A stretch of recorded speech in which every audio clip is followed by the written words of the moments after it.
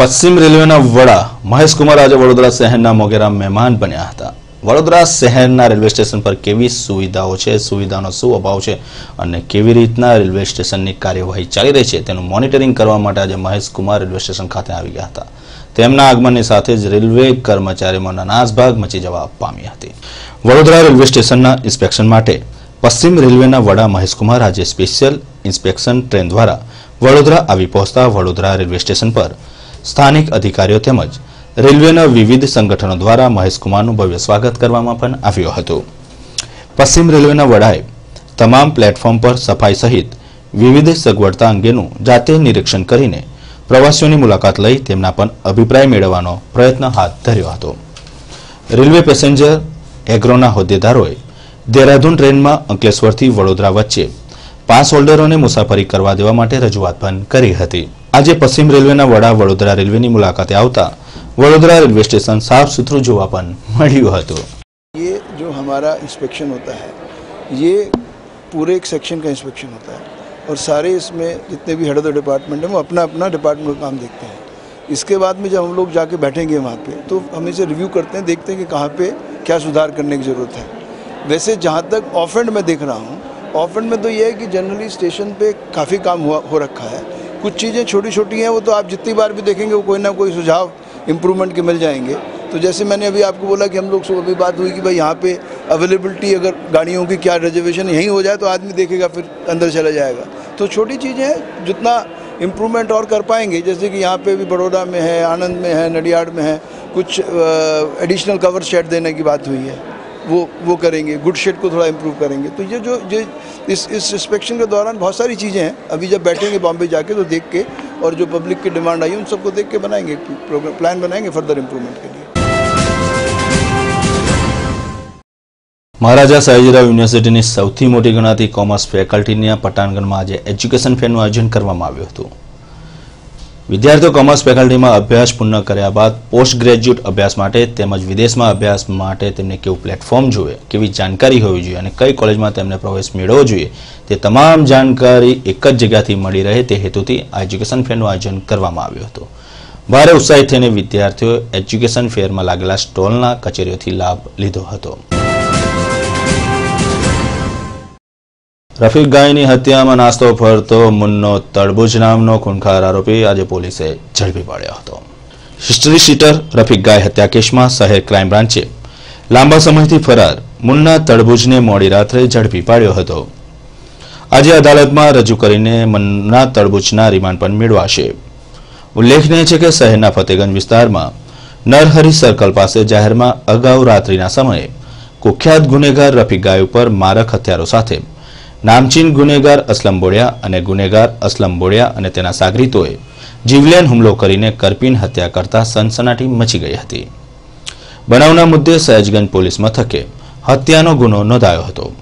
आ बनावमां अगाऊ माथाभारे असलम बोड़ियो सहितना आरोपीओ झड़पाया हता। तपास अधिकारी पोलीस इंस्पेक्टर जे.एम. गेडमे मोडी रात्रे नवापुरा महबूबपुरा में रहता मुन्ना तड़बूजने झड़पी पाड्यो हतो, जेने आजे अदालत में रजू करवामां आव्यो छे। शहरना हमेशा ट्राफिक थी धमधमता मांडवी विस्तार में आवेला एक मकान में आज अचानक शॉर्ट सर्किटना कारणे आग लागता नासभागना दृश्यो खड़ा थया हता। फायर ब्रिगेडने जाण कराता फायर ब्रिगेडना लश्करो घटना स्थळे पहोंच्या हता अने पाणीनो फॉर्म मारो चलावीने आगने काबूमां लीधी हती। उल्लेखनीय छे के आगना कारणे घरवकरीनो चीज सामान बळीने खाक थई गयो हतो। आगने कारणे विस्तारनी अंदर नासभागना दृश्यो खड़ा थया हता अने भारे भयनुं मोजुं फैलायेલું જોવા મળ્યું હતું।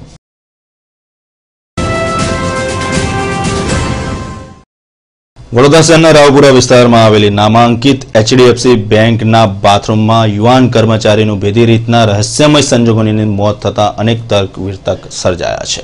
शहरनी एचडीएफसी बैंक रावपुरा शाखा बाथरूम में युवान कर्मचारी बेभान हालत में मळ्या बाद मृत जाहिर करायो हतो। तेना भेदी मौत अंगे कारेलीबाग पोलीसे तपास हाथ धरी है। शहरना फतेगंज खाते ट्रेनिंग कम्पाउंड में रहतो केतन दास एचडीएफसी बैंक रावपुरा में क्रेडिट कार्ड विभाग में नौकरी करतो हतो। गत मोडी सांजे बैंकना बाथरूम में लघु शंकाए गयो हतो। ते परत न फरता बैंकना कर्मचारीओए तपास करता ते बेभान हालत में मळी आव्यो हतो। केतनने तुरंत सयाजी होस्पिटल में लई जवाता तबीबोए तेने मृत जाहिर कर्यो हतो। બનાવના પગલે ચકચાર મચી ગઈ હતી। કારેલીબાગ પોલીસે તેના મૃતદેહને પોસ્ટમોર્ટમ અર્થે સયાજી હોસ્પિટલમાં મોકલીને ભેદી મોત અંગે વધુ તપાસના ચક્રો ગતિમાન કર્યા હતા।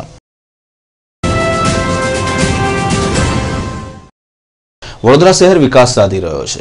પ્રજાના પરસેવાના રૂપિયામાંથી વિકાસના કાર્યો થઈ ગયા છે, પરંતુ વિકાસ થઈને પૂર્ણ થયેલા કાર્યોના ઉદ્ઘાટનો માટે હવે નેતાઓ પાસે સમય નથી।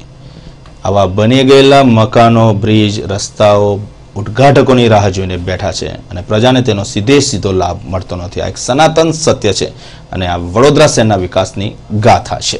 શહેરના છાની ખાતે બનેલા નવા ફાયર સ્ટેશનનું ઉદ્ઘાટન અગમ્ય કારણોસર વિલંબમાં પડી રહ્યું છે। નવા કર્મચારીઓની ભરતીઓ, વાહનની સગવડ છતાં બ્રિજના ઉદ્ઘાટનની જેમ જ ફાયર બ્રિગેડ પણ કોઈના આગમનની રાહ જોતું લાગે છે। 26મીએ સંભવિત ઉદ્ઘાટક હવે 10 થી 15 દિવસ બાદ થનાર હોવાનું સૂત્રો દ્વારા જાણવા મળ્યું છે। શહેરના સીમાડે છાની ખાતે નવા બંધાયેલા ફાયર સ્ટેશનનો કબજો ફાયર બ્રિગેડે 4 મહિના અગાઉ જ લીધો હોવાનું જાણવા મળ્યું છે। તેમ છતાં ફાયર સ્ટેશન કાર્યરત થવામાં વિલંબ થઈ રહ્યો છે। અગાઉ જાણવા મળ્યા મુજબ કર્મચારીઓની અછત કારણભૂત હતી, પરંતુ હાલ 58 નવા ફાયરમેનની ભરતી કરવામાં આવતા આ ખોટ પૂરી થઈ હોવાનું ચીફ ફાયર ઓફિસર તાપરિયાએ જણાવ્યું હતું। ફાયર એન્જિન એટલે કે બંબા અંગે તેમને જણાવ્યા અનુસાર નવા 4 વાહનોના ઓર્ડર પણ અપાઈ ચૂક્યા છે અને એક rescue van, advance water tender સહિત વાહનો બેડામાં જોડાનાર છે। છાની ખાતે મૂકવામાં આવશે, પરંતુ ગુજરાત સરકારના ઇમરજન્સી રિસ્પોન્સ સેન્ટર શરૂ થવાનું બાકી છે, જે 14 વાહનો ફાયર બ્રિગેડ પાસે છે। તેમ છતાં અગમ્ય કારણોસર રોડ રસ્તાના કામ બાકી હોવાના સામાન્ય કારણોસર ફાયર સ્ટેશનનું ઉદ્ઘાટન કરવામાં દેરી કરવામાં આવી રહી છે। છાની ફાયર સ્ટેશનને રિમોટ ઓપરેટિંગ રોલિંગ શટરની માંગણી પણ નામંજૂર કરવામાં આવી હતી। છાની ફાયર સ્ટેશન માટે રિમોટથી ખુલતા રોલિંગ શટરની દરખાસ્ત સ્થાયીએ નામંજૂર કરી હોવાનું જાણવા મળ્યું હતું।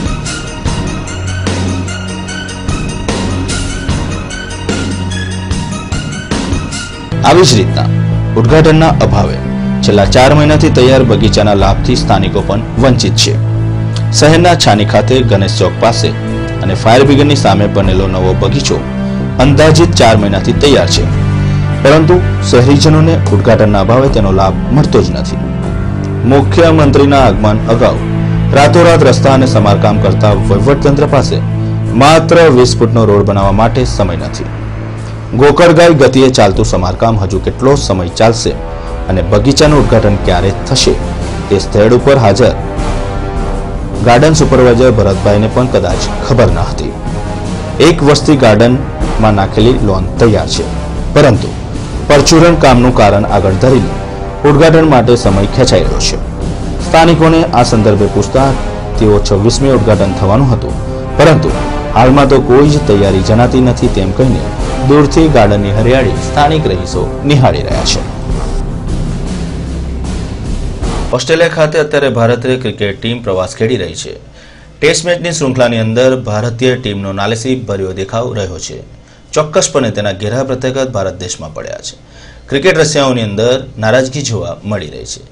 સૌથી વધુ શરમજનક પરાજય કદાચ ભારતીય ટીમનો પ્રથમવાર ક્રિકેટ રસિયાઓ નિહાળ્યો છે। હવે આગામી સમયમાં વન ડેની મેચો ઓસ્ટ્રેલિયા સાથે રમાશે। ત્રિકોણીય જંગ પણ ઓસ્ટ્રેલિયા ખાતે ખેલાવાનો છે। તેની અંદર વડોદરાના પ્રતિષ્ઠિત બોલર ઇરફાન પઠાણનો ભારતીય ક્રિકેટ ટીમમાં સમાવેશ કરવામાં આવ્યો છે। ગઈકાલે વડોદરા શહેર ખાતેથી ઓસ્ટ્રેલિયા જવા નામાંકિત ક્રિકેટર ઇરફાન પઠાણ રવાના થયા હતા। એ પહેલા તેમણે મીડિયા સાથે ટૂંકી વાતચીત કરી હતી। પોતાના દેખાવ માટે તેમને આત્મવિશ્વાસ સબળ બનાવ્યો હતો। શું કહે છે इरफान पठान, सांभळे तेमने जरा। देखिए, आप अगर वहाँ पे कोई भी जगह पे आप खेलते हो तो आपको ज़रूर फ़ायदा होता है, लेकिन मैं ये मानता हूँ कि अगर आप अपने होम ग्राउंड में जहाँ पे आप रेगुलर प्रैक्टिस एवरीडे प्रैक्टिस भी करते हो, वहाँ पे भी आपको नेक्स्ट दिन आके आपको जीरो से स्टार्ट करना पड़ता है। तो ऑस्ट्रेलिया तो 4 साल पुरानी बात है, तो लेकिन हाँ ये ज़रूर है कि मतलब पुराने टाइम में जो खेलने का जो थोड़ा बहुत फ़ायदा है वो ज़रूर रहेगा in terms of knowing the condition. But आपको फिर भी वहाँ पे जाना है, आपको जीरो से स्टार्ट करना है, आपको नए तरीके से फिर स्टार्ट करना है, कंडीशन को अक्लामेटाइज करना है, तो वो चीज़ें आपको फिर से करनी होगी। तो वो जाके मैं उसके लिए मैं पूरी तरह से तैयार हूँ। मगर आप मानते हैं कि लगातार 3 मैच हम हारे, टेस्ट में। अब जो ट्रायंगुलर सीरीज है तो इसमें परफॉर्म करना, क्योंकि भारतीय टीम का मॉरल भी काफ़ी गिर चुका है, तब इसमें इतना आसान नहीं होगा, आप इसे मानते हैं? देखिए, इंटरनेशनल क्रिकेट खेलना बिल्कुल आसान नहीं है। इंटरनेशनल क्रिकेट बहुत मुश्किल काम है। इंटरनेशनल स्पोर्ट्स, बल्कि कोई भी आप स्पोर्ट्स ले लीजिए, तो आसान तो कुछ भी नहीं होता। अगर मैं ये सोच के जाऊँगा कि वहाँ पे जाके आसानी होगी तो फिर मैं गलती कर रहा हूँ, तो वो गलती मैं बिल्कुल नहीं करूँगा। मैं जाके पूरी जान लगाऊंगा। और वैसे भी मोमेंटम शिफ्ट होने के लिए सिर्फ एक मैच की ज़रूरत होती है। एक मैच अगर आप अच्छा कॉन्फिडेंस आ जाए, एक मैच जीत जाते हो, तो पूरी टूर्नामेंट का रुख बदल जाता है। अच्छा, अगर बात करें दौरा किया है इंडियन टीम ने ऑस्ट्रेलिया में टेस्ट सीरीज हुआ, उस सीरीज में अगर देखा जाए तो बैट्समैन जो है वो अच्छा नहीं कर पाए, तो पूरा दारोमदार बॉलरों के ऊपर भी होगा।